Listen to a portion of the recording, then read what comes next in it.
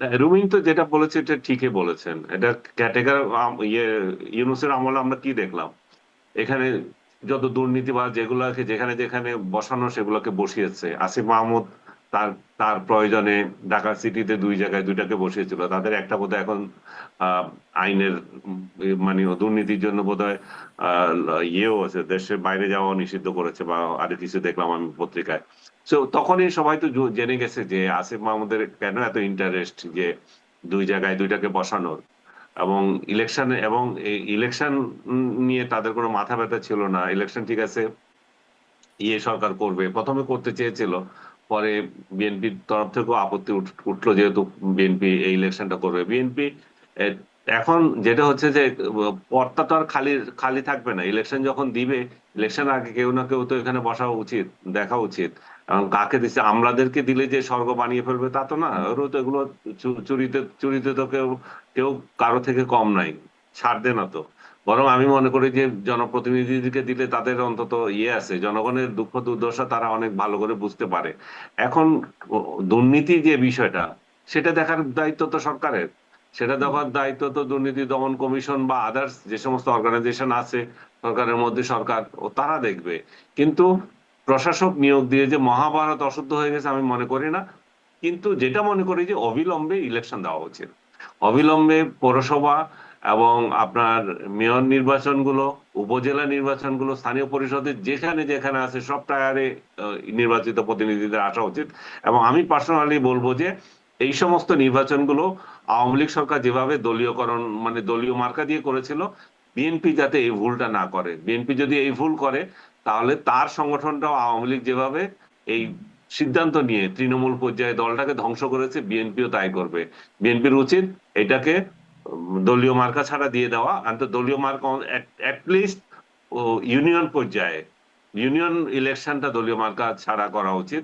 এর এর উপরে যদি করতে চায় আপনার উপজেলা কিংবা অন্য জায়গায়, সেগুলো আমি আমার আমার মনে হয় যে খুব একটা যে ইয়ে আছে মানে খারাপ হবে তা না, সেখানে জি। দলীয় মার্কা আসতে আওয়ামী পারে। লীগেরও আওয়ামী লীগেরও শেষ পর্যায়ে এসে আসলে শেষ পর্যায়ে দলীয় প্রতীকের সিদ্ধান্ত তারাও উইথড্র করেছিল, তাদের যে সবশেষ সিদ্ধান্ত না, জনাব যা মোস্তাফিজ। ধ্বংস যা হ্যাঁ, করা তা তো করে দিয়েছে আগে, পরে উদ্র করে কি লাভ। জি। জনাব মোস্তাফিরোজ, এটি নিয়ে যদি আপনার কাছে খুব সংক্ষেপে শুনি, আমরা একটা খুব গুরুত্বপূর্ণ বিষয় নিয়েও 2 মিনিট একটু কথা বলবো। যে এত কিছু নিয়ে কথা হচ্ছে, হাম নিয়ে আসলে সংসদে কথা হচ্ছে না, যেটি শিশুদের মধ্যে একজন চিকিৎসক বলছেন মহামারীর মতো ছড়িয়ে পড়েছে। কিন্তু তার আগে আপনার কাছে একটু ওই যে প্রশাসক নিয়োগ, এবং একসাথে বলে রাখতে চাই যে এনসিপি কিন্তু প্রার্থীও দিয়েছে, ঘোষণা করেছে। না, ওটা তো প্রার্থী দিছে, একজন গ্রেপ্তার হবে এরকম একটা সম্ভাবনা আহ, আহ, প্রেক্ষিতে তাকে ঠেকানোর জন্য আর কি, রাজনৈতিক কালার দেওয়ার জন্য তারা ঘোষণা করছে। একটা হাস্যকর বিষয় হয়েছে। যাক, আহ, যেটা হলো যে প্রশাসক নিয়োগটা, এটা গণতান্ত্রিক সিস্টেমের সাথে এটা কোনোভাবেই মানানসই না। এটা উচিত ছিল বিএনপি এসেই একটা অ্যানাউন্সমেন্ট দেয়া যে আমরা 4 মাসের মধ্যে বা 6 মাসের মধ্যে নির্বাচন দেব, এবং যতক্ষণ না নির্বাচন না হবে ততক্ষণ পর্যন্ত যেভাবে চলছিল, মানে অস্থায়ী ভাবে, সেইভাবেই কন্টিনিউ করার দরকার ছিল। এটা এটা বিএনপির জন্য ক্ষতি হয়েছে এই কারণে, লোকালি কিন্তু যেহেতু একাধিক ক্যান্ডিডেট থাকে, তখন কিন্তু এটাকে নিয়ে আবার গ্রুপিং শুরু হয়ে যায়। তখন জিনিসটা দাঁড়ায় যে যে প্রশাসক, সে যদি ভালো কিছু করতে না পারে, সে হয়তো প্রার্থী হিসাবে যদি নির্বাচিত হতো তাহলে হয়তো সে নির্বাচিত হইতে পারতো, এবং যে ক্ষমতায় থাকে তখন দলের অন্যরা আবার তার বিরুদ্ধে লেগে যায়। এটা জটিলতা একটা তৈরি হয়। এটা করা উচিত হয়নি। কারণ আপনি তাহলে জামাত ইসলাম বা এনসিপি যেখানে আহ, তাদের আসনগুলোতে, সেখানে কি আপনি দলীয় প্রশাসক বসাবেন?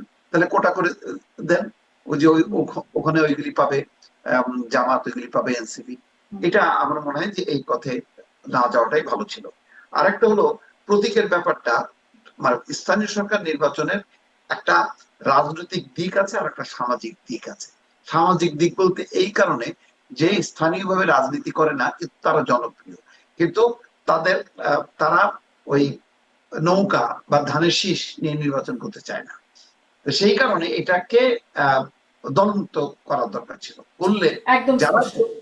এক দলের হয়তো একাধিক লোক থাকতে পারে, তারা যদি স্বাধীন স্বতন্ত্র ভাবে যদি নির্বাচন করতে পারতো, সেখান থেকে তারা যদি নির্বাচিত হতো, তাহলে ওই স্থানীয় পর্যায়ে যে লোকাল জনসেবাটা, সেটা বাড়তে পারতো।